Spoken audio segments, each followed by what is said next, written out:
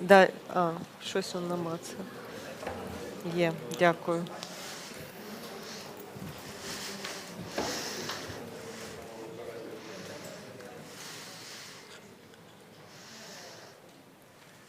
Buona tarda a tothom i a totes. Good evening, everyone. Can everyone hear me? Thank you so much for attending this conference. Us in what promises to be a timely discussion. As many of you know, next Monday will mark 1 year since the 7th of October attacks led by Hamas in Israel. And it will also mark 1 year since Israel campaign, the ongoing campaign in Gaza is happening. The death toll is absolutely unprecedented. We're talking about over 41,000 Palestinians who were killed, 1,200 Israelis, and as we are speaking, the expansion of the war into Lebanon has killed over 1,000 people in just 2 weeks. Meanwhile, closer to us, the war in Ukraine is still raging. The Russian aggression has killed over 11,000 civilians in Ukraine, displaced over 10 million people, and as we speak today, 15 million Ukrainians are in need of humanitarian aid. While the prospects for peace don't seem promising in either Palestine, Lebanon, or Ukraine, the European Union is faced with growing pressure and criticism. Growing pressure on the Ukrainian front, where EU massive sanctions and military support to Ukraine have failed to stop Putin's war. And the EU is also facing increasing criticism in Palestine and Lebanon, as it is accused of applying double standards and failing to hold Israel accountable for its war crimes. Although both conflicts are key to Europe's security and stability, the EU responses are extremely different, and the contrast between the responses in Ukraine and Palestine and Lebanon are absolutely striking. In the Eastern neighborhood, the EU has clearly condemned Russia, which is portrayed as the aggressor, as the invader, and frames its support to Ukraine as part of the defense of the rules-based order and the defense of international law. But in the Near East, the approach adopted by the EU is pretty different. We do hear a clear condemnation of Hamas and Hezbollah. However, we haven't seen concrete action taken by Brussels against Israel's multiple violations of international law. In this context, what role does the EU play in both conflicts, and why are their approaches so different? With security on the top of the agenda, where does democracy and democracy support fit in the broader picture? So these are the questions we will try to explore today with 4 outstanding scholars. All of them are involved into SHAPEDEM-EU, which is a project funded by the European Commission, which aims to rethink and reshape EU democracy support policy in its neighborhoods. On my left, Andrea Gawrich is Professor of Political Science at Justus Liebig University, Gießen, in Germany. She is also Vice Director of the Gießen Center for Eastern Europe and a board member of the German Political Science Association. Andrea focuses on the international integration of Eastern Europe. And Andrea, you're also the scientific coordinator of SHAPEDEM-EU project. Next to Andrea, Anna Osypchuk is Director for Research at School for Policy Analysis and an Associate Professor of Sociology at the National University of Kyiv-Mohyla Academy in Ukraine. Anna was Fulbright visiting scholar at Rutgers University and lecturer and visiting scholar at several universities, including Glasgow University, Lund University, and Stanford University. Anna's research focuses on social, political, and cultural transformation in post-Soviet countries, studies of identities and collective memory, and post-conflict studies, among others. On my right, Michel Pache is professor in global studies at Roskilde University in Denmark. A political scientist by training, her research focuses on the intersection between European studies, Middle East studies, democratization studies, and conflict studies. Michelle is also Associate Fellow at Chatham House Europe's program, and she has published widely on the EU and Palestine and Israel. Finally, joining us online, Karim Makdisi was supposed to be here with us. Unfortunately, for reasons that are absolutely obvious, he could not make it, but thank you so much, Karim, for joining us online. Karim is Associate Professor of International Politics. He is the Director of the Graduate Program in Public Policy and International Affairs at the American University of Beirut. And Karim is also the co-host of the Makdisi Street podcast, which I highly recommend, by the way, that has been focusing on the Gaza genocide, US policy, and global movement activism and solidarity for Palestine. So thank you very much to you, Karim, online, and thank you, Anna, Andrea, and Michel, for being here with us. So some of you may wonder how come that we have put in the title of our event democracy while we are talking actually about war. And maybe before we start the conversation, we could, maybe Andrea, as a scientific coordinator for SHAPEDEM, you could explain a little bit what is SHAPEDEM-EU project, this project we are involved into, and what are the main objectives of the project. Thank you so much. There will be this graph, or yes.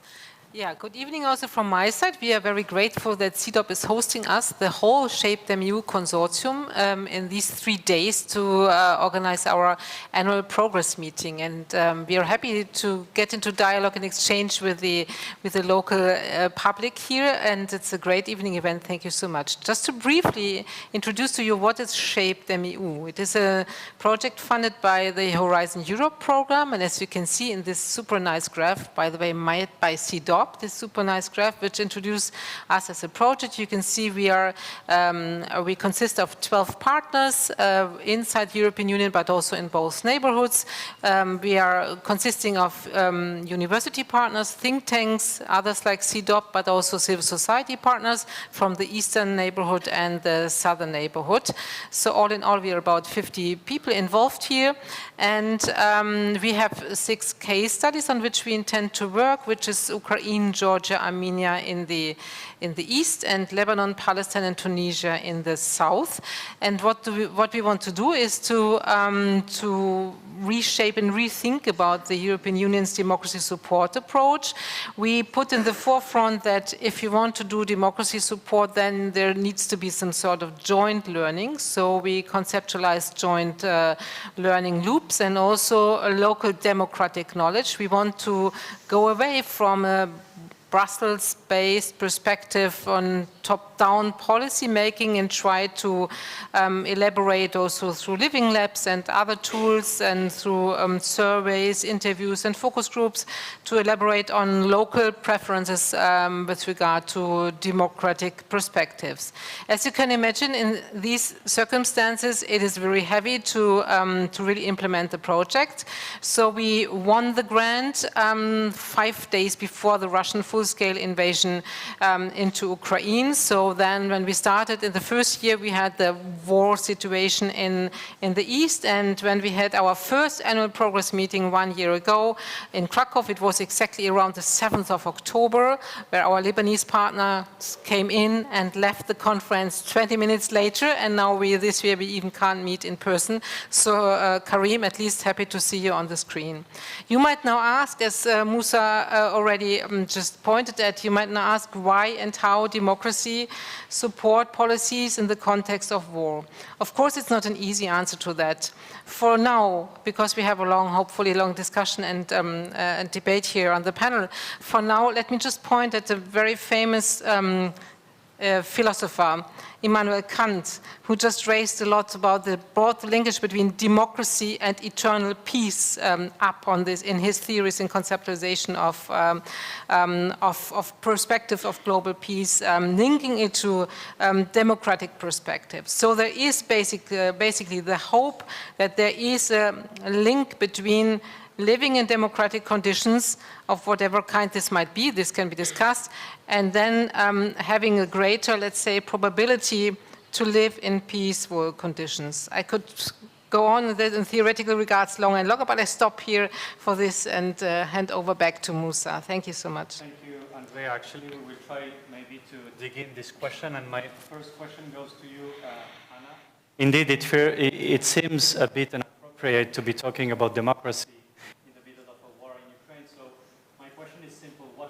is there between the Russian invasion of Ukraine and democracy as such?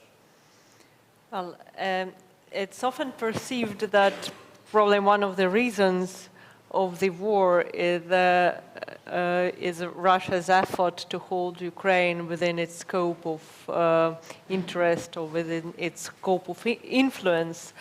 And as such, especially if you buy into Russian narrative that Ukrainians and Russians are similar, as we hear a lot, then if you buy into this narrative, then Ukraine becoming a democratic country, practicing democracy, because for me, and we have actually done focus groups and surveys which shown that for majority of Ukrainians, democracy is about meaningful participation, is about everyday activities on the level of grassroots level, for example. Also, it's about values and human rights, but this civic participation is very important, and civil society in Ukraine is very strong, with people really thinking and knowing that they are influencing politicians. Politicians depend on us and not vice versa. So for Ukrainians having this mindset, for Russia and the Russian authorities, it's impossible to sell this story of Ukrainians and Russians being similar in an authoritarian and autocratic country when they, if you look at Russia, it's over, especially after 2010, but especially after the invasion of this war with Georgia, after Putin coming to power, but even before that, after first Chechen war, actually, which was started by Yeltsin in 1994 in the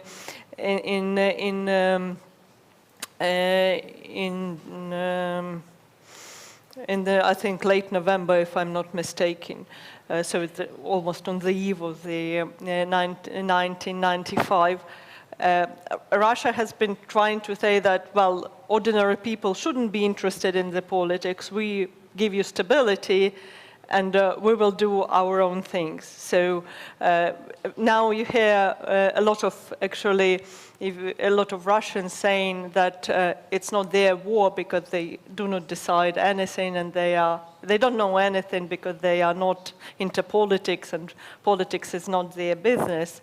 But it's very dangerous to have like neighboring country when you are saying having the narrative that Ukrainians are basically the same as Russians as example of democracy. And that's not even going into this idea of building a new kind of restoring either Russian Empire or Soviet Empire, or this geopolitical, restoring itself to the place of a geopolitical pole into multipolar competition, that what actually Russia has been doing, at least from the Munich speech of Putin's in 2007. So that would be this drift toward, I would say, first association with European Union, and then Ukraine always have these ideas of membership, but I would say that European Union wasn't very keen on Ukraine becoming a candidate country before the full-scale invasion. And actually, if you look at the Eastern Partnership, it was a kind of alternative to enlargement in many cases. But even that was scaring Russia as losing Ukraine from its sphere of interest. So I would say here is probably the major route for me. Thank you so much, Anna. Karim, who is with us online, I wanted to ask you a similar question. Is there any link between democracy and the current Israeli war on Gaza and now on Lebanon? Yes, thank you, Moussa. I hope you can hear me okay. Thank you for the invitation, and I'm sorry that I couldn't be there in person. But as you said, the situation is not exactly very good. So just to, because I know you're supposed to keep a very short answer. I mean, I hesitate to kind of link it very much with questions of democracy because, I mean, I guess like Ukraine, in fact, probably worse, the questions of democracy, etc., are simply not at hand. It's not something that really one is thinking about in the region now. Now it's pretty much about survival. It's about some countries that want to redraw the map again and impose a particular kind of regional order. And we are literally in the middle of this. And so we need to see what's going to go on. But just a couple of points that I would add. One is, you mentioned, Moussa in particular, in the introduction, you talked about the question of the double standard. And I think that's important to kind of reach out and to kind of emphasize that on the one hand, the EU in general, directly or indirectly, effectively, on the one hand, supports apartheid inside Israel. I mean, it's very clear that Israel itself is not a democracy. It's treated like a democracy by the EU, but it's clearly not. All the human rights, all the main human rights organizations and UN reports make this very clear, that Israel is an apartheid state. 20%, even within the 1948, within Israel state proper, 20% of the population is Palestinian, and they have second-class citizenship inside there. That's not even to say what's happening to the Palestinians who are under occupation, who exist in a very, very different kind of situation where they have no rights even within the larger international law and body of occupation, where their rights as occupied people are not being respected.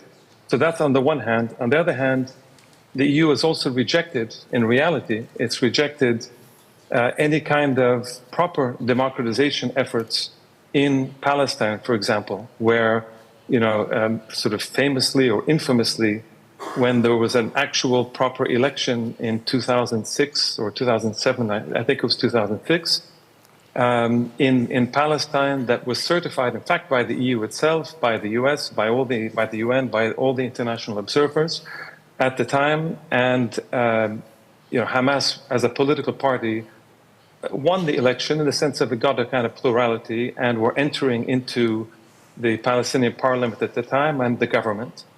And this was rejected eventually by the EU and by the United States. And we see what happened after that. So the rejection, in other words, democracy is not something that gets accepted when it yields a result that the Europeans or the Americans do not want. So this is a very important point. So on the one hand, in Palestine, there's a support of an apartheid that the Israeli state kind of practices as evidenced by all the human rights reports. And on the other hand, when the Palestinians actually had a democratic election, the results were rejected. And instead, what happened was a kind of encouragement and a deepening of the occupation.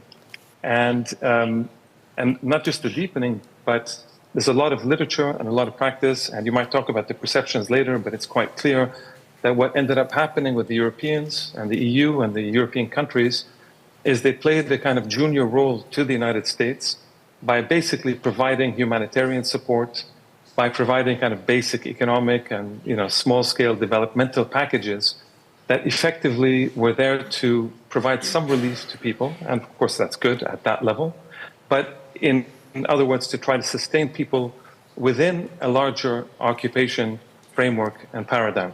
So there was an imposition and a deepening and a worsening of the occupation in the West Bank. There was an increasing siege on Gaza that began after these elections that were rejected in 2006. So as of 2007, there was a very, very deep siege in Gaza where the Israelis were able to impose not only the siege itself, but they actually, for humanitarian aid, they were counting calories as to how much humanitarian aid and food aid would come through to the people of Gaza. And that explains a lot of what's happening today, by the way.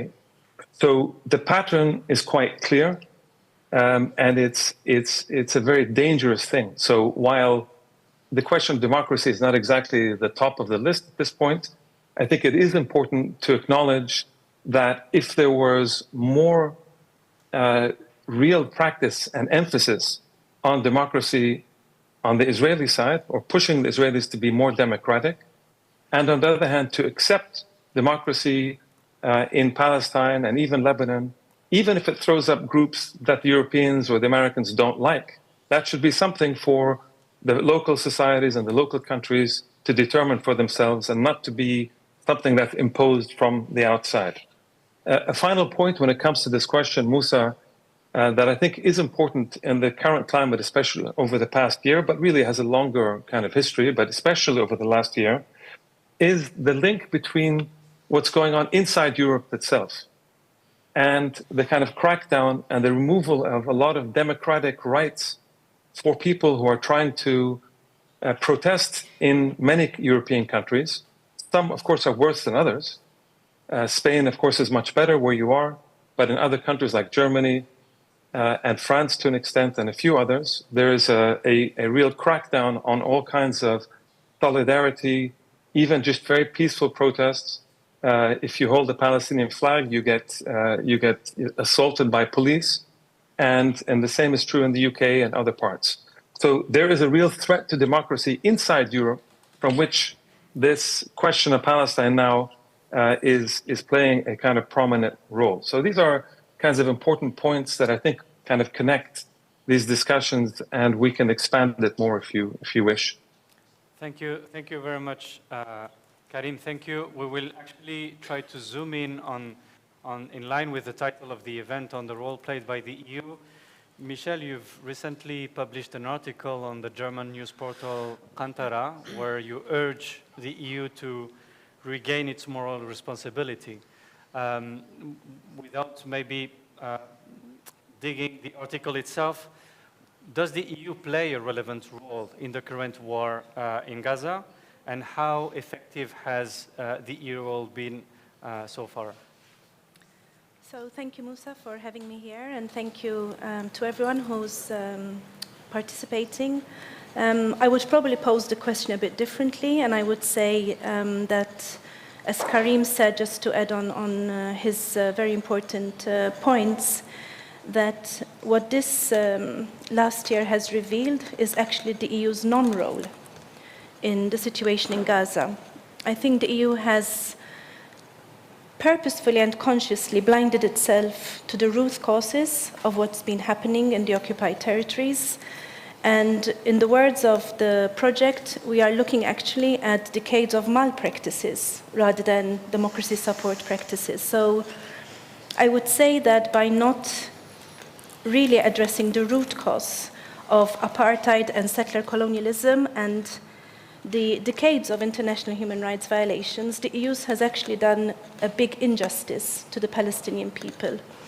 So I think when I analyze what the EU actually is playing in terms of its non-role, I look at its gestures, I look at its statements, and I look at its actions.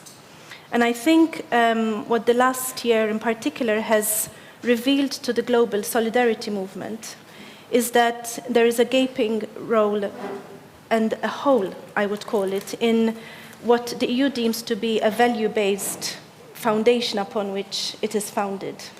And I think the whole idea that the EU is itself based on these foundations and it's trying to promote them in its neighboring countries has really become a disillusion. I think this has been there for a very long time, but people are now seeing the truth. And I think Palestinians are left with no option but actually armed resistance. And this is something that they have had to turn to, after decades of trying the peaceful route. So we have to remember that both Hamas and Hezbollah in Lebanon were created out of a context, and it's important to remember that international humanitarian law allows people under occupation to actually resist the occupation. So this is something that I think the media does not really work on in terms of informing the general public about how these so-called terrorist organizations, they are actually resistance movements that are representing the right of the people to self-determination. And I think this is very reminiscent of the EU's as well, because when we look at its statements, for instance, von der Leyen, she never talks about the occupation. She never talks about decades of human rights violations. She never does this. And instead, she goes and puts the flag of Israel on the Commission's buildings and then vouches to defend Israel at all cost. So I think, I would sum up the EU's non-role as united in hypocrisy. And the other thing that I would say is that this is the real epitome of the EU's moral and strategic failure. So when we look at the facts on the ground, we see that what member states have actually done, even in the last 12 months, especially I'm thinking here about Germany, is that they have increased their arms exports to Israel. So they're actually weaponizing, arming Israel with weapons that are actually killing, as you said, innocent civilians. So I think on balance, Europe has done more to encourage than to restrain Israel's offensive. And I think this is probably one of the deadliest and the most destructive campaigns in modern history. I have witnessed the wars in Gaza since 2008. I have witnessed how people have been deprived of their basic human rights. So I think what is important for us to understand is that the court of public opinion out there is very clear now that the EU has basically broken the trust of millions of people around the world, especially in the global south. And I think the whole international community will be looking at the global south rather than at the usual suspects of the US and the EU when we talk about democracy and democratization, because we're looking at actions rather than words. Now, in terms of your second point about how effective the EU has been in addressing this conflict, again, what I see is selective moralism and absolutely strategic blindness. So for me, it's a contradiction between, again, the words and the actions. And as we know, there's been huge divisions, not just between the member states of the EU, but also between the leadership. So as I already mentioned, Ursula von der Leyen has been the pro-Israel camp, and she has been reiterating Israel's right to defend itself when, as we know, international humanitarian law does not give the state of Israel the right to defend itself when it is the occupying power. This is enshrined in international humanitarian law. This is not something I am saying. But she has vouched unqualified support to Israel, completely blinding, the whole EU's position on these violations over decades. And this is why, the narrative has been October the 7th as being this turning point. No, sorry. This has been decades in the making, A state that is built on violence only knows violence. We can never have peace because Israel has never been interested in peace. So actually, it is the Palestinians who have never had a partner for peaceful relations with their neighbor. Thank you. Thank you very much. Michel, you've mentioned the perceptions of the EU abroad. This is an issue we will tackle later on. But before that, I wanted to ask a similar question to you, Andrea, with regards to the conflict in Ukraine. What is your assessment of EU's role in this conflict? Do you think it is effective? More should be done, or something should be changed, reshaped? So the Russian full-scale invasion, this, the term I'm usually using in this regard, shows a fully different, contradictory picture to what we heard from the South, and so far that, and then Anna might add this from her perspective, that some sort of strategy to cope with this full-scale invasion has been to offer closer integration, maximum of integration as possible, towards Ukraine, Moldova, and later on Georgia. We do not know about Georgia's further track in this regard. And this went in an unseen way that quick after the beginning of the full-scale invasion, that of course this is a geostrategic and also security-driven response by the European Union towards this war. And it is responded by the will of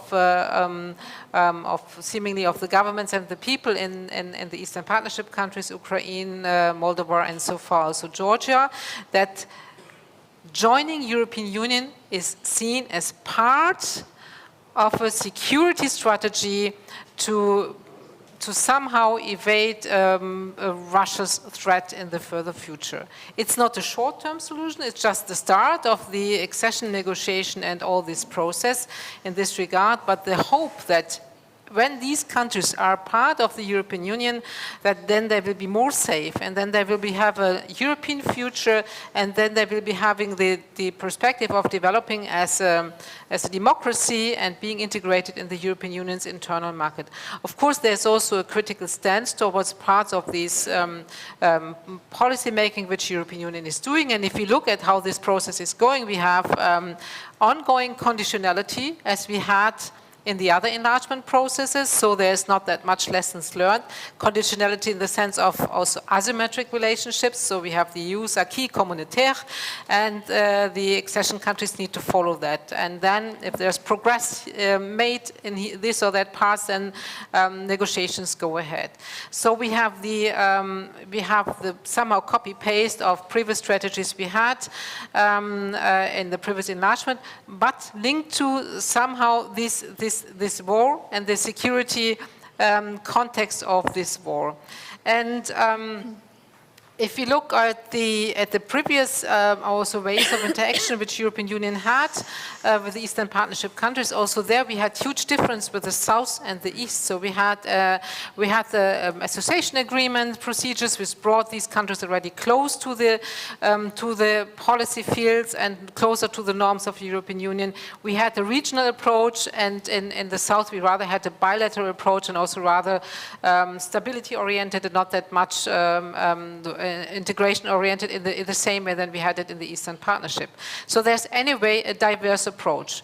But in the background of these current negotiation processes or of the accession process, we also have a basic acceptance of the norms and values which the European Union is representing. So we have a huge contradiction development in the South and the East in this regard, in the sense of that the Russian full-scale invasion into Ukraine pushed far more quickly forwards the whole policy process of bringing these countries closer to the European Union, and seeing this as part of a solution, seeing this as part of like also saving the country, economic prosperity, and so on. Thank you very much. Thank you very much, Andrea. Karim and also Michel were talking earlier about perceptions. You, Karim, and some others in the framework of SHAPEDEM are trying to research, investigate the perceptions of the different constituencies in the Eastern neighborhoods and the Southern neighborhoods. So my question is, how do people in Ukraine perceive actually the EU and the role that it is currently playing in Ukraine? Well, I would say that, and here I probably agree with a lot of what Andrea is saying. I would say that EU's role is perceived, of course, very positively. And even if we look at the, from like 10 years back or 15 years back, EU and EU support programs and civil society development programs, democracy support programs has been very important and seen as a vehicle for Ukrainian reforms in many sectors. So, and in a way, we could see that, of course, currently this accession process is a lot of it is about Ukraine kind of introducing regulations into EU regulations into Ukrainian legislation or adhering to regulations, and that is actually corresponding to what a lot of civil society and what a lot of people wants, is to be, for example, more transparency, more control. Of course, I'm sure that there will be hard negotiations in some sectors, particularly about agriculture or energy. But if you look at the political side of it, it's actually very much in line with what Ukrainians would want for our own country. And but if we look at from the moment of the full-scale invasion, if we look at the first week, or especially when a lot of people were saying, and experts were not sure that even, like Kyiv or Ukraine will hold. At this moment, political support from EU was very important for Ukraine, and of course, it probably looks like we are demanding military help all the time. And we indeed are very much in the need of military and equipment help and help with the armory and stuff. But I would say that, like from a purely pragmatic way, I understand why it wasn't that forthcoming within the first week. But even then, this, in many ways, a symbolic start of the talk about candidacy. In the almost first days of the full-scale invasion has been a huge moral boost to Ukrainians, and I think it's very important that for Ukrainians we see this war as existential for us. So, in many cases, you said that there is 10,000 civilians victims, but in truth, no one knows how many civilians victims there are.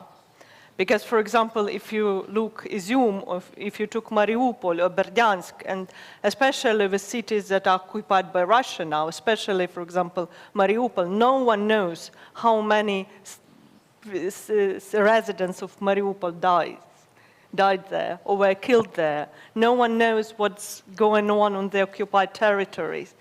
And when some of these territories were gained back, like, for example, Izium, it was discovered like torture chambers and and mass burials had been discovered. So in many cases, for us, it is existential. If we, a lot of people bring up this narrative about land for peace, but if we give land, there will be no peace on this land. So it won't stop there, and it's not just about Putin not upholding his agreements or Russia's government, because it's not just Putin. It's a whole of the regime, and it's also, unfortunately, very much supported, either vocally or silently, by the population in Russia. But it's not just about them not upholding the agreements. It's also there won't be peace for civilians living on this land that could be taken back. So that's why, and in this view, even political support and this, I would say, moral support from European Union and European Union countries and European Union citizens is very important for Ukrainians. But of course, also military help is very important. Economical help is very important. And of course, we would want, for example, Germany to give us Taurus missiles, or some countries who produce long-range missiles to give the agreement for us to be able to bomb arsenals that Russia have close to our borders, or the military airports close to our borders. So they would have to move them further away. But I would say that it's not just about, just about military thing, that this political side is very important too. Thank you very much, Anna. Karim, I wanted to ask you the same question regarding Lebanon and Palestine. Those are two countries that you also cover in the framework of SHAPEDEM, but also your previous and parallel research. How is the EU perceived in these two countries? Yeah, thanks, Moussa. I think based on what I just said and what Michel also said, I think it's fairly clear to draw the obvious kind of conclusion that the EU now is probably at its most negative perception-wise than ever. It's, as we said, it's supported the genocide in Gaza. It's supporting, at least parts of the Europeans are supporting Israel it's about to invade Lebanon now. They're very close to any minute now to invade Lebanon. They killed over 1,800 people only in the space of 4 or 5 days, the last 4 or 5 days. So we can see that there's, and in Tunisia even, which is also a country that we've been studying, it's clear from the discussions and the polls that were done that the Tunisians also consider the EU sort of complicit with the kind of reimposition of authoritarianism there. So the short of it is that it's quite clear that as far as the EU is concerned, although there are some humanitarian concerns and some individuals who, of course, are more concerned than others on the individual level, at the kind of political level and the economic level, at the security level, it's quite clear that the only thing that the EU really cares about is a perceived security. I would not even say security, but a perceived security on the one hand, and the question of refugees and kind of migration on the other. Both of these are negative. In other words, they'll support anything, any kind of regime, any kind of system, whether it's an apartheid Israeli system or authoritarianism in places like now in Tunisia or Egypt and places like this, to kind of satisfy what the EU thinks its interests, especially refugees and so-called terrorism and things like this. But I want to, if it's okay, Moussa, I want to try to connect now. I think Anna said something really interesting, and I'm listening to her, and we do this in the SHAPEDEM project as a whole. When Anna's talking about what's going on in terms of what the Russians are doing in Ukraine, you could simply substitute what the Israelis do in Palestine, for example, and the casualty numbers, of course, Anna's right that if I think you mentioned 10,000 are kind of listed, whatever. I'm sure there's a lot more than that, but we do know that the minimum number in Gaza over the space of 8 or 9 months is between 40 and 50,000, and very likely it's about 200,000 because these are only the ones that are counted, and it's not counting all the ones that are under the rubble as well. In the space of, as I said, in the space of just a few days in Lebanon, around 2,000 have been killed almost. So we see that the casualty figures are massive. So if we simply took what Anna was saying and we simply substituted Israel and Palestinians, you'd see pretty much the same thing. In fact, I would argue in some ways it's a lot longer. Didn't start in 2014, didn't start in 2022. It's been since 1948. So the question that I think the panel needs to think about and the project needs to think about is in this comparison between the two, why is it that the EU can claim to be supporting Ukrainian struggle, as it should, of course, and on the other hand, it supports the equivalent of Putin on the other side, and a Putin that's, let's say, been around since 1948, etc. How can we explain this? Is it so? On the one hand, one can explain it through a kind of lens of again, a kind of continued lens of a European kind of colonial empire, racist, racialist kind of mentality, which has persisted over 100, 200 years, in which those in the global south, and especially in the Arab world, are considered to be subhuman. They don't count. It's very clear. In the case of Israel, Jewish lives count more than Arab lives. That's been made very plain in Gaza, in the West Bank, and in Lebanon. And so one can explain it this way, kind of colonial, dehumanizing Arabs, Palestinians, Lebanese, etc., are simply not counted at the same level and in the same way that Jewish Israelis are counted, or Europeans or white people are counted at all. I mean, that's clear. This is the long record of this. And so that's one way to kind of think about it. And we need to kind of push this further, I think. And on the other hand, it's a question of, I no longer hesitate to talk about questions of hypocrisy, because it's no longer really hypocrisy. Hypocrisy is when you say something and you do something else. Here, it's become, when you see von der Leyen and some of the high-level Europeans, especially in the first 2-3 months of the Gaza genocide, it's very, very clear that it's the kind of the long march of EU policy works in places like Palestine only when the kind of the population is subdued, is a kind of surrender document, and so therefore the EU can feel good about itself by providing humanitarian aid, by providing, as I said before, kind of low-scale economic developmental aid within a framework of apartheid, within a framework of occupation, and within a framework in which the EU is one of the, I think, top 1 or top 2, depending which fields of security, of arms dealing, of trade, of cultural things, football, sports. All of this is happening. Russia gets banned from football tournaments. The Israelis are welcomed in every European capital. They play football in all of the tournaments of the EU, the European, the UEFA.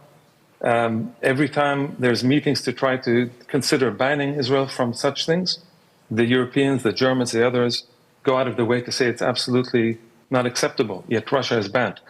So it's important for us to try to consider why. And it would be good to try to hear from our side, from perception side, and from historical side. It's the obvious conclusion is a racial, racist order in which some lives count more than others. As I said, you can go back decades and decades. You can go back to Balfour, who is the one that gave the Jewish Israelis and Zionism a Jewish state, so to speak. And he said very clearly in many statements that whatever happens, Jewish lives and European lives are much more important at all times than local Palestinian or Arab lives. That is exactly what von der Leyen said during the Gaza genocide. She made it very clear. She was the figurehead of what Europe and European policy was, especially in that initial phase, where Borrell had sort of disappeared a little bit. She was the one that went. She was the one that was in the news all the time. And so for people on the ground, she's what represented Europe. I know there's different things, and she's maybe on the extreme kind of wing, that's the extreme kind of racist, xenophobic ring of Europe. I think that's probably true. Yet she's the one that was in the news. She's the one that represented Europe in those phases. So it's important to try to figure out and be very clear, why is it that Europe is talks about democracy and freedom struggles for the Ukrainian people, validly and correctly, and should be, and on the other hand denies all of this when it comes to Arabs, when it comes to Palestinians, even when it comes to Tunisians and others like this, Egyptians, others, but Palestine as the most obvious example. I think this is important for us to think about here. Thank you, Karim. You actually stole one of the questions I wanted to ask here. When I was listening to Karim, Michel, Andrea, and Anna, it's a bit hard to believe that you are talking about the same actor, the European Union, right? So in line, Karim was trying to explain these differences in terms both of perceptions and type of policy, referring to colonial history, to racism, and so on. So what would be your explanation or explanations, Michel? What accounts for these striking differences between one neighborhood and the other? When I see how the EU is reacting to Ukraine and to Palestine, what I see is that first, when the West had spent months of so-called diplomatic outreach to persuade countries in the global south, if you remember, to align with the Western, so-called Western position on the war in Ukraine, then when it backed Israel on its war on Gaza, I mean, this kind of canceled out, what diplomacy means, right? Because we do one thing with one, invasion and something completely different with the other. So I think, again, the EU is shooting itself in the foot. And secondly, I think, when the EU tried to convince the world that, European and American support for Ukraine against Russian aggression was based on so-called universal principles, which are supposed to be enshrined in international law. But of course, these same principles were veered off when it comes to Gaza, right? So again, the EU is only shooting itself in the foot. So I'm just going to quote for you two instances where I really saw von der Leyen for what she really stands for. And this is what she says and what the reality is on the ground, which she completely dismisses. So in the very beginning, in October, she equated Israel with Ukraine, and she said, Vladimir Putin wants to wipe Ukraine from the map. Hamas, supported by Iran, wants to wipe Israel from the map. She also went on to say, shelter democracies we must. So what I tell von der Leyen, if you look at Gaza, it's Israel who's wiping Palestine out of the map. That is the reality. But she never talks about that, right? So I think the truth speaks for itself, and this is why I think we have a problem. But I want to mention something that Karim mentioned. And this is this alignment with Israel being justified on the basis of Europe's historical responsibility for the Holocaust. When the memory of the Holocaust is used to downplay or justify the mass killing and collective punishment of a whole population in Gaza, the West Bank, and East Jerusalem, and to silence, as Karim said, the voices that try to protest, it is ultimately, for me, the betrayal of historical lessons. So I would say to Germany in particular, even if Germany was serious about its history, and if it really was a friend of Israel, it would have been the first to warn Israel against genocidal incitement coming from ministers in Israel from the very beginning. I think even if its only concern was the safety of Jews, Germany should be the first to have cautioned Israel that this war, like any other war that Israel has inflicted upon the Palestinian people, will never make Israel secure, never. And we see this from the situation of Israeli society today. Israeli society today is completely lost. So I think what this is going to lead to is more bloodshed, and the only way to prevent a repeat of these cycles of violence is a political solution that is based on equality. Because as Karim said, Palestinians, Lebanese people, the Arab people around the world, they're equal humans as any other human on this planet. That's the basic justification that Europe should be using if it's truly founded on the principles of human rights. Thank you very much. Thank you very much, Michelle.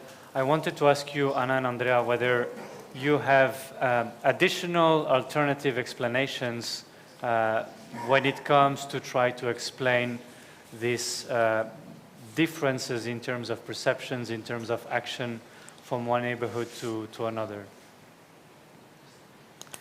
If I may start, there was one point coming into my mind. If you look again at the East and we look at what Russia is, and Russia is also a colonial power since many, many decades. And I was just thinking about what Karim said, if there is like a too soft perspective of the European Union, of course, towards Israel, I would fully agree. In this regard, the European Union had this also towards Russia. If you looked at studies on Eastern Partnership policy until 2022, there was always the notion that Russia is the big elephant in the room. Don't be too offensive in integrating these countries, because then you might get into stress with Russia. So somehow into the East, before 2022, there was lots of like too much tolerance of the European Union side towards Russia's new imperial agenda. There was no policy turn after 2008, substantial ones, so Russia-Georgian war. somehow after 2014, but not substantially, and there was always some sort of respect towards Russia's agenda, not to make Russia angry with regard to its spheres of interest. So this is some sort of, it's not real parallel, but let's not forget about that there was also too much tolerance towards Russia. Not to compare it but with Israel, but I fully agree that of course the tolerance towards Israel somehow is at the other, with regard to the South now at the moment also, of course, too big, and the criticism is not sharp enough fully, but somehow there's this parallelity that we had it also in the East before 2022. Yeah. Thank you. Thank you very much. I don't know, Anna, whether you want to react on that. I probably will add a couple of words because I think Andrea put it, I very much agree with what you said about too much tolerance, and I guess probably European Union and other countries in the West has been very happily played along Russia's game, that it's our sphere of interest, don't go there. But I also want to say that it also went a bit with the historical narratives. For example, Russia very much built on its being an heir to Soviet Union, in a way kind of appropriating, for example, the victory in the Second World War. Like if you listen to Russian rhetoric, it's like Russians fought in the Second World War by themselves. But it wasn't Russians, it was Soviet Union, which included Ukrainians, included Belarusians, included Georgians, included Uzbeki, Kazakhs, and so on and so forth. So a lot of nations, different nations, which I would say, like, it's a long list, I can't name everyone even, but for example, we can include Crimean Tatars here, who first fought in this war and then were deported by Stalin for being accused of being traitors in the war. And the same happens to Chechens, who were, again, they fought in the war against Nazi, but then were deported, accused of being the traitors, and several other Caucasian nations faced the same fate. So, I mean, I don't want to be offensive, but it's a long list of nations and ethnicities. I can't name everyone here, but if you listen to Russian rhetoric, it's like Russians fought it by themselves. And if you listen who are Russians, it's actually disregarding any other ethnicities and nations living in Russia today. Because when we talk about Russia being a colonial power, it's not just colonial power toward Ukraine, it's also colonial power toward others within Russia. On paper is a federation, but if you look at how it's organized, it's not a federation, it's a unitary state with colonial policies against other nations. And on the one hand, and what is Russia actually doing within this war in Ukraine, I would say it's a crime against these nations within Russia, because I don't know if it's constituted genocide, but it's actually these smaller nations, particularly from a kind of Asian part of Russia or Caucasian part, like Buryat or Chechens or Ingush or Dagestan or Tiva or Yakut, for example. They are bearing the major bulk of this mobilization effort for Russia. So Russia doesn't mobilize people from Moscow or from St. Petersburg. It's actually, if you look at the Russian army, it's mobilizing heavily from these areas which have the most of Russian resources, but have the least of its GDPs actually. And then in this narrative, Russian narrative, they talk about Russians fighting and winning the war, whatever it means in the. But on the other hand, if there is any talk about atrocities committed in Ukraine, they are blaming these others. Like, for example, these narratives about Buryats committing the crimes in Kyiv Oblast, for example. But it wasn't Buryats, it was Russian army, but what Russia is doing against, it's basically, what I'm trying to say that it's a colonial power with a long history, and unfortunately, a lot of countries, including Western countries, has been playing along this game of colonial history and not really deciphering and deconstructing Russia as empire all these years. Thank you very much, Anna. Moussa? Moussa, can I say something? Yes, please do, Karim. Yeah, it's okay. Allow me to push a little bit here. We're talking about, the panel is about the EU and the EU policies in the regions. So I agree with Anna that the histories are important. And of course, the histories, in all of these things are important. What we're talking about is over the past year or two, especially, having a clear Russian aggression in Ukraine, and therefore the EU response there, on the one hand, and then a clear Israeli aggression in Gaza and now Lebanon, and a particular EU response there. So I didn't understand from my colleagues, if we're saying on our side that Ukraine has the right to resist, do those colleagues on the Eastern neighborhood agree that Palestinians have the right to resist? And if not, why? In terms of the EU kind of directing and recommending certain kinds of policies. Otherwise, I don't see the point of a panel or even of the whole project when the whole point is to try to make the comparisons and to try to understand the way in which this is working. I think this is essential. Otherwise, what's happening now in this panel is Michelle and I are talking about something, and our Eastern neighborhood colleagues are talking about something else, and we're not intersecting them. The intersection is the EU policy. So can we accept, does the panel all accept that there's a massive hypocrisy that's taking place? It's not so much, we don't need to discuss the Russian aggression in Ukraine because we all agree that, I doubt there's much discussion about who's at fault and where the aggression is and whether the Ukrainians have a right to resist, etc. I don't think this is in discussion here.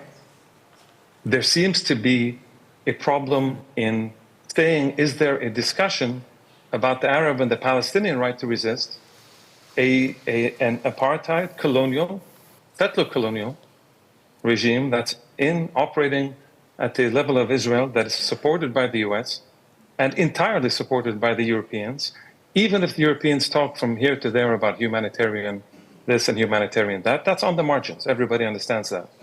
That's on the margins. So I think it's important to push back and to say, where is the commonality here when we're talking about the EU? Not what's merely going on here and what's merely going on there. Because I don't think this is my understanding that this was what the panel is about. So I'd be very curious to hear from my co-panelists, if we agree that Ukraine has the right to resist and that the EU policy should support that and freedom, etc., all this kind of stuff, and to impose, or not to impose, but to support a kind of democracy, whatever that looks like in Ukraine, then should that not be equally the same when we're talking about Palestine in particular? Thank you, Karim. Andrea, you wanted to react on that? Thank you very much for your intervention, Karim. I fully agree. I also had a similar point in mind now that let's go back to the European Union. What is important is that the European Union is also not a unitary actor. It's a composed actor of a variety of EU institutions, plus also then the member countries. And if you look at what, now we are in a bit of a vacuum situation until we have the new EU Commission fully completed. And we saw in the last European Parliament election, let me also point at that we can also be rather pessimistic with regard to solidarity in both neighborhoods, yeah, and increased understanding of in which direction to go. So we have the increase of members of the European Parliament being rather nationalistic in their perspective, or right-wing populist one, being anti-European Union in their political orientation, which means that foreign policy or global solidarity or solidarity towards the South and the East will assumingly decrease, or it will be not that easy to go into that direction, to go ahead with this policy. We also have the debate of turn towards majority voting, yeah, in the foreign policy of the European Union. We have this package deals and mutual blocking with regard to the European Union and the foreign policy perspectives, which makes for sure, especially positioning of the European Union in the conflicts in both neighborhoods far more difficult in the future. So what needs to be, this is maybe only partly in response to Karim's intervention, but this is the challenge what lies ahead of us in the third year of our project. I think it was really extremely evident, or is already during our today's evening panel, that we need to bring both neighborhoods into dialogue and need to scrutinize the diverse policies towards both neighborhoods in an honest and fair way between both neighbors. And I think it is a challenge. I do not have a response today for how do we manage to go ahead with comparison. In the next 2 days we are working on that also further. Anna, very quickly. I want to ask one question to Michel, and I want to open the Q&A with the public. Yeah, but I think it's important to address Karim's question, and I certainly recognize the right of Palestinians to exist, and as well as the Ukraine, who does recognize Palestine as a country, and actually have a diplomatic relations with embassies with Palestine. I think what actually is needed is a real, of course it's not for me to say what you should do, because Ukraine is not part of the EU, and we have, first you have to address your own problem, but on the other hand, I think it's important for you to really take part, and I agree in many points that Michel you brought in your piece on moral stand, especially as I think the way to the peace in the Middle East conflict could only be political, and it first should be a recognition of the two-state solution there. Thank you so much, yeah. Anna. So before we open the I wanted, in line with what Anna and Andrea were saying, and also in line with the questions put forward by Karim. So how can we make the EU apply the same standards, adopt the same attitudes and the same criteria in both neighborhoods? What kind of ways forwards do you see?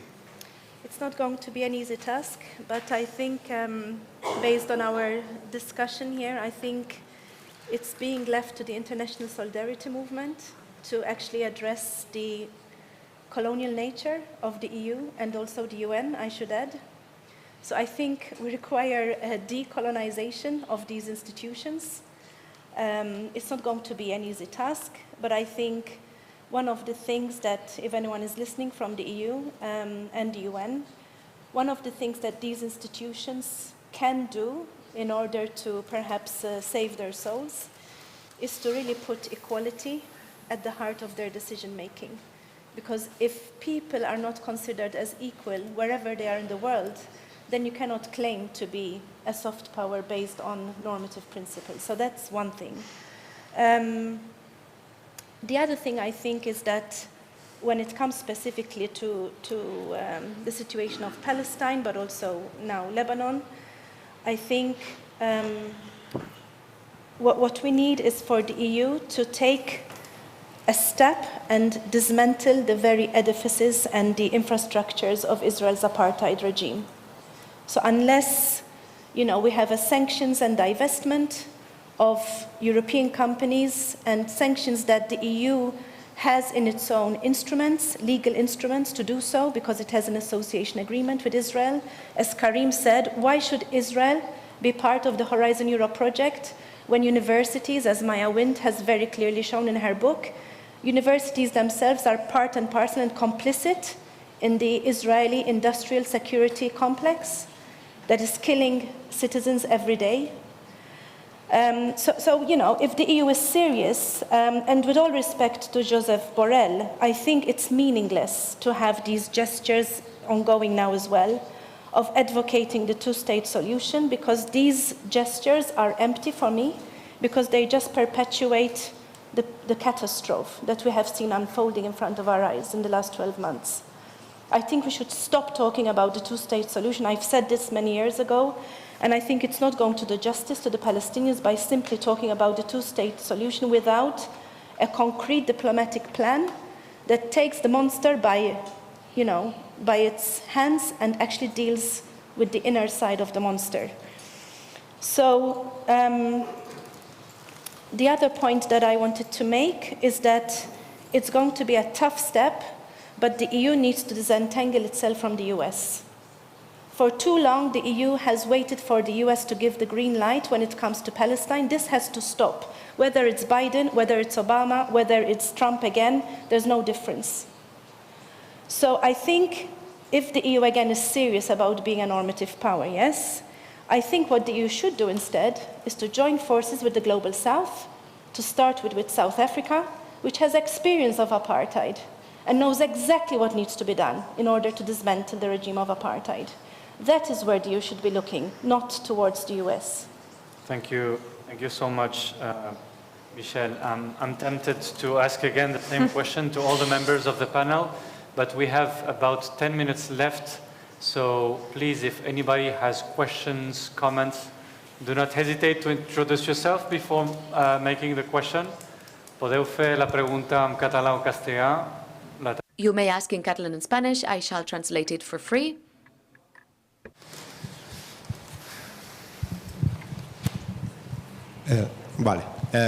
Hi, good evening. Francesco Pasetti from CIDOB. I'm a migration researcher. And I found many similarities with the migration issue and the double standard of the European Union as well. My question for the panelists is about the legitimacy crisis of the European Union as a consequence of this double standard. Of course, as this panel has clearly shown, there are implications in the foreign side and the foreign policy and the external role of the European Union, but I think that there are also important implications about the legitimacy of the inner side of the European Union, on what we consider ourselves as European. If this clearly, if this model of universal human rights is not credible outside, is it credible inside? And what are the consequences for the public opinion and in terms of the rise of certain political parties in the European Union? Thank you. Thank you very much. We can take 2 or 3 more questions, if there are any. Yes?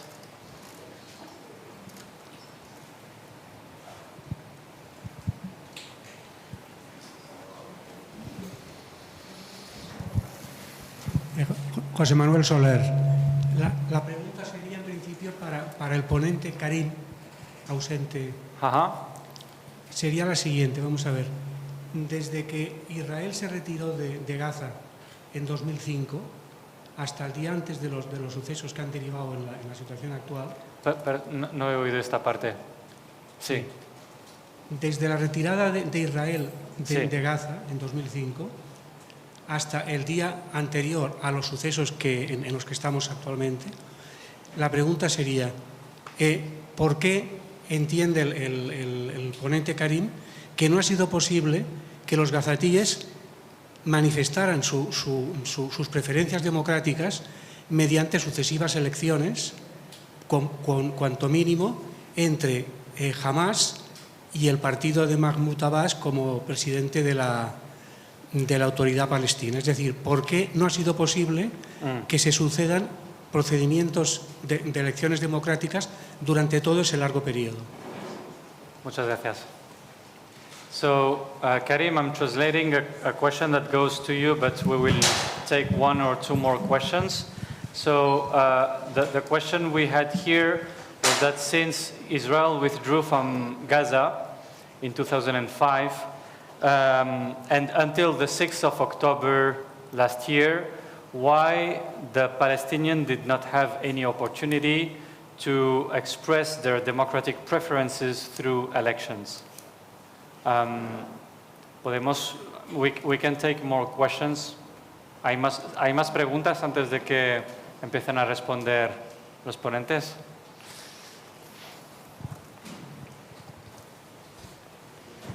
I think, Moussa, you were asking for complementary arguments to what has been said.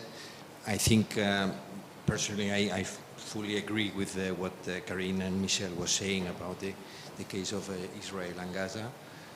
But I think there is something that has to be also be said, and perhaps it's the elephant in the room, no? And it's the fact that since 2001, in all the EU countries, there is this security policy against terrorist acts, and this defense, the right to defense, that is applied to Israel. I think this is very different to the case of Ukraine, where really it's not Ukraine who has been attacking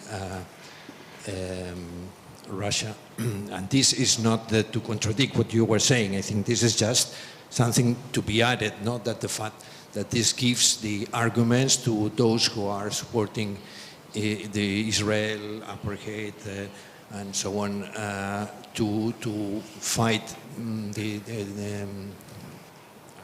produce the Holocaust in Gaza when there is these bombings 1 year, these attacks 1 year ago, no?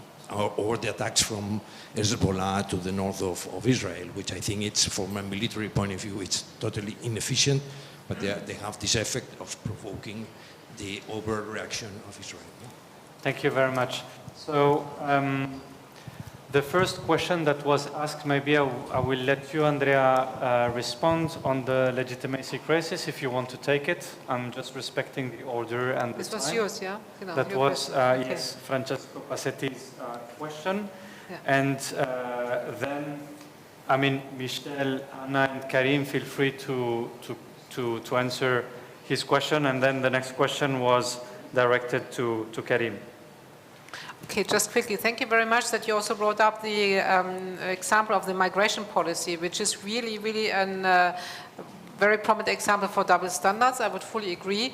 And but going to the direction of legitimacy crisis, now, if you look at the result of the last elections, parliamentary election, as I just said, I think this will be even more intense and more increasing the legitimacy crisis. If you look at the recent election results in Austria from Sunday, so we have in a number of countries now, then an increasing number of countries, those parties in the forefront which are not in favor of deeper integration, of solving global problems at the level of the European Union, but going rather back to national solutions.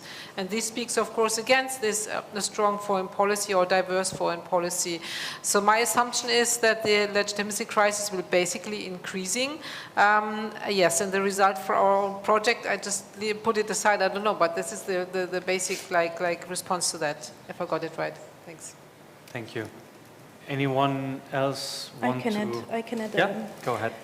I think when it comes to the specific case of Israel and Palestine, I think for the EU to be part of the narrative that Israel is the only democracy in the Middle East, I think the fact that Israel has been left with complete carte blanche, as Karim also mentioned, and this total impunity, right? I think what actually the EU has done is to scar the very notion of democracy. So this leaves open for any regime, whether within the EU or outside, to do what the hell they like. Because there are no costs for violations of human rights. So if there's no cost of the occupation over decades, if there's no cost, of all the wars that the Palestinians in Gaza have been enduring for the last, I don't know, I have lost count now, how many years. So, there's a complete open narrative out there that we entrench autocracy in places like Egypt, where, as we know, a dear friend who is a human rights activist was supposed to be left out of the prison. He's now, being given a longer sentence. So this is what we're teaching the world. So, you mentioned the point about universal. There's no such thing, They apply to when we think it and deem it appropriate, but when it's not deemed appropriate for our interest or our allies, then we take a completely different page, right, from the rule book, so to say. So I think the whole edifice of, what used to be conceived to be the meaning of democracy is now in the rubbles in Gaza, unfortunately. And as you know very well, we're actually dealing with the right to protection of people who are fleeing war zones that most of the time we created by giving money to authoritarian regimes to actually use any force in order not to allow people to come to Europe.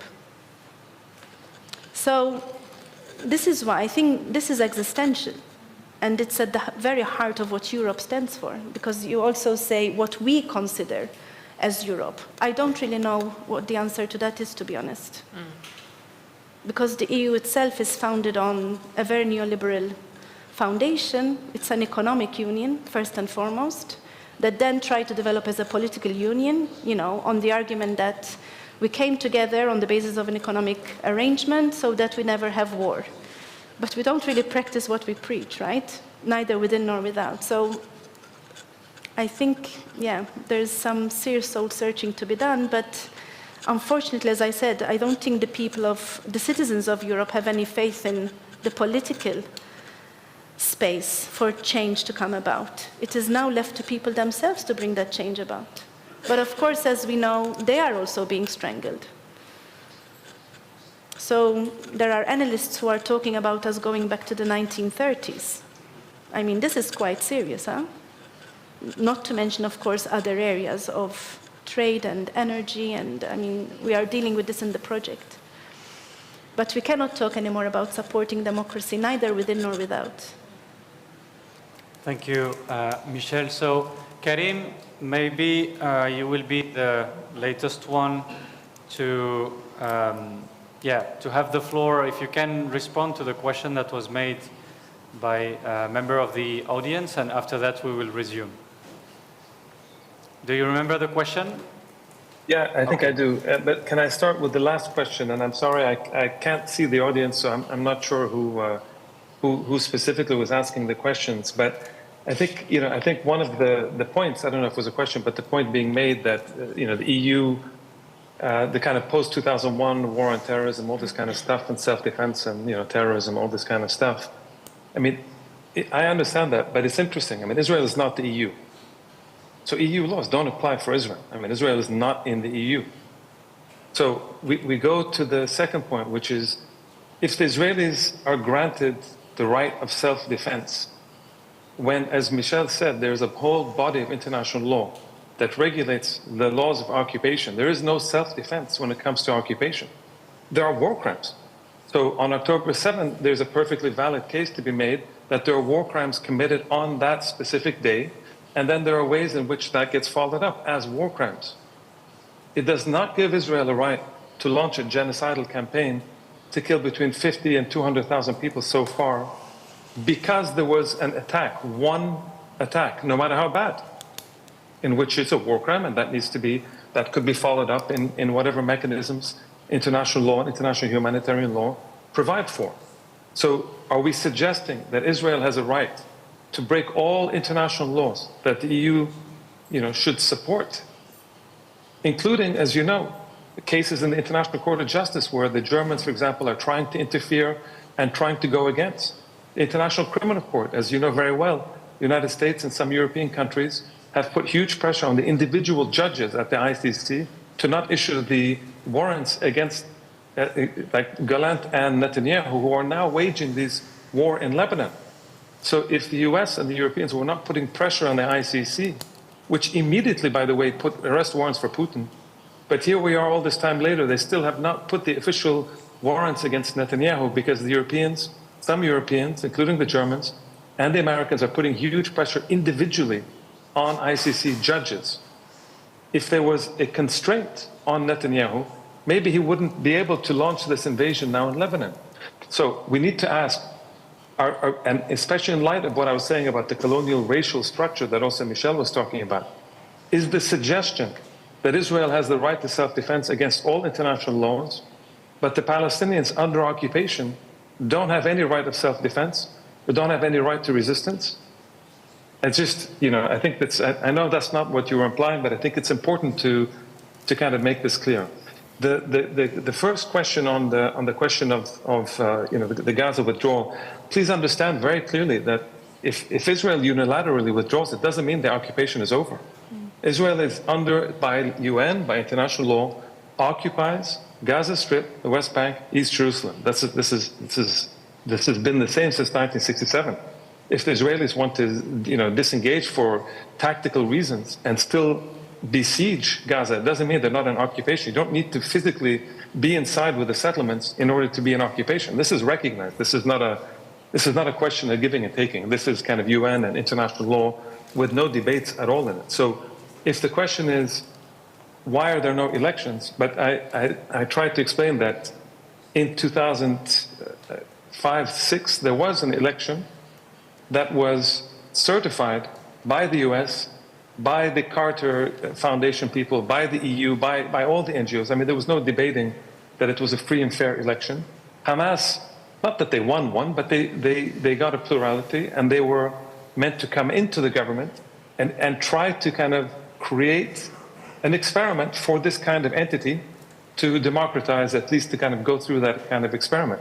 This was rejected by the Europeans and by the Americans, but we're talking about Europe now. So what happened right after that is there was a deliberate, let's say, division between the West Bank and Gaza. And since then, Gaza, since 2007, has been under siege. Total siege, total blockade. They cannot go out, they cannot come in without the Israelis expressly tell you, okay, not okay. Literally, in this kind of case, the humanitarian aid that's coming through by the UN, by the EU, by others, literally is counted by calorie. Can you imagine it's described in UN reports and other reports, and all the human rights reports which you can take a look at, Amnesty, Human Rights Watch, the UN Special Rapporteur, all of these, the Human Rights Council. It's the biggest, it's considered and described as the biggest concentration camp in the world. So it's a dense, very dense, I mean, I'm talking even before October 7, 8. It's a dense, very dense population, very small population that's barricaded from all sides, including from the sea. They can't even go out in the sea. They're allowed 1 or 2 kilometers, and that's about it during the siege. So would anybody expect, when the French were occupied by the Germans, in the history books, do you say the French should not have resisted against the German occupation? All the World War II stuff, the occupations, does anybody say the right of resistance was not there? Or that if the French used violence against the German occupation, that's something there was no right for that? So we need to understand that giving the Israelis a right of self-defense, first of all, on the one hand, blocks and breaks, and it is an extremely dangerous thing, that it breaks all the international norms and laws that the EU supports, and the EU is supposed to be, EU values, etc., that they talk about, much more so than the United States, are supposed to be backing this. It's the Europeans that really created the International Criminal Court. It's the Europeans that traditionally, anyway, back the International Court of Justice and kind of the UN, etc., all these things. Do we say that all of that gets to be thrown out into the garbage? Because the Jewish Israeli group gets to do it, but no one else is allowed to, even if it contravenes all international law. But Palestinian self-determination and resistance is considered within international law. The final point, Moussa, what's important here is to distinguish, because this business of October 7, no, I'm sorry. It's 1948. It's not October 7. It's 1948. Let's start there. Even before 1948, even. Okay? October 7, if you want to push the narrative of October 7, you can say there's a war crime. There are mechanisms to deal with war crimes. It is not the right of self-defense to invade, to besiege, and to commit genocide, as the International Court of Justice is now said, it's now considering the case of genocide brought by South Africa, which knows very well about apartheid and genocide. Okay, so the right of self-defense is not something that only white countries and those supported by white countries get to do, while all others are considered terrorists. Remember, the Zionist movement that came into Palestine, it's not about the question of Jews. There were a lot of Jewish people locally in Palestine, in the Arab world, that were living absolutely in peace. We're talking about people that came from Eastern Europe with the colonial, settler-colonial mentality into Palestine. This is what we're talking about. We're talking about human rights. What we're saying should be human rights for all. It should be international law for all. It should be no impunity for any kind of war crimes, whether it's Hamas or the Israelis. You don't get to pick and choose. The Europeans don't get to pick and choose. We think this is a war crime. We don't think this is a war crime. No, you don't get to pick and choose. So just to final, the 2005, the withdrawal of the Israelis is a unilateral withdrawal, was not certified or accepted by international law, by the UN. All of Palestine in 67 borders, including Eastern Jerusalem, is considered to be occupied territory. There are laws that govern the occupation laws. There's international humanitarian law that counts. There's all sorts of laws that count, and is very clear. From the river to the sea, there is apartheid. And what Palestinians, most Palestinians call for, and what most people in the world call for, is there should be a democratic entity in this whole region. It doesn't matter how you divide it, 1 state, 2 states, 10 states, 15 states, it's irrelevant. The principle that the EU should be pushing for is democracy. Is there democracy? Is there not? That's it. There should be nothing else that matters. Thank you very much, Karim. I think it's time to put an end to this event. I think it's clear after this hour and a half altogether that we are dealing with two wars where we have similar patterns, whereby an actor invades and occupies illegally a nation. I think we have managed somehow to shed light on what could be described as cognitive dissonance of the European Union. The antidotes seem to be coherence, equality, human rights, applying the same standards in both cases. But yet, I don't think we have managed to fully explain what accounts for such significant differences between EU reaction in Ukraine and Gaza. I hope we will be able to do it in the framework of the project. We have 1 year left. And again, please join me in cheering for the speakers who came. Thank you very much. Thank you for attending this event.